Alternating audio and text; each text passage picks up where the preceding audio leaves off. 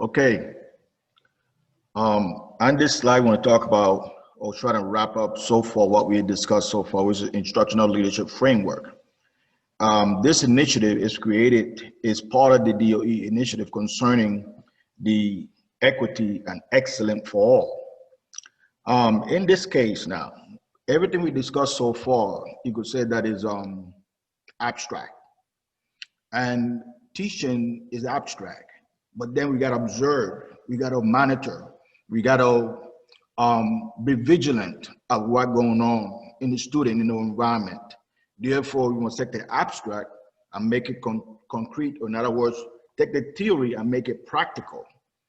To be vigilant, to be observant as educators, to answer the why and what we need to reach that, even our personal why, we need to be able to approach it from a lens to data.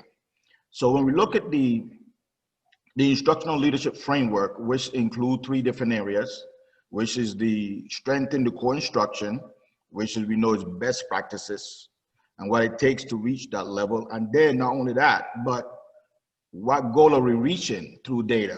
The district is talking about 10% increase in math and ELA.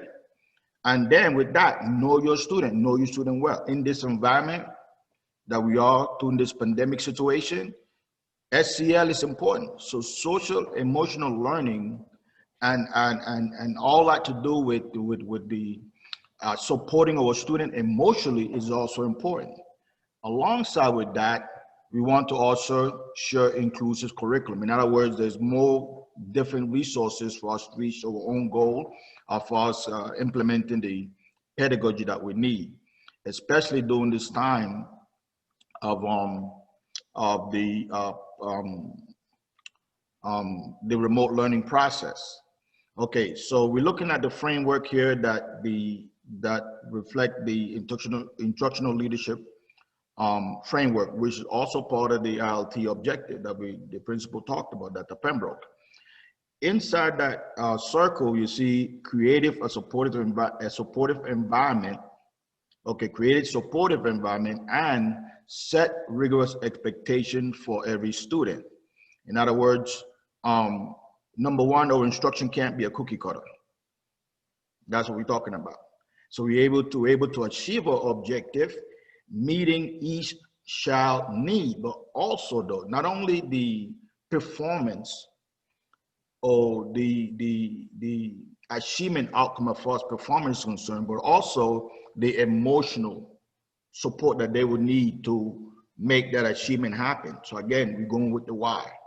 But all that is circled around data. And the process is collect, analyze, make the instruction, plan and reflect. But it's data-driven instruction. Now I want to show you something. I want to share a link with you quickly. But every time we talk about data, we are talking about performance. But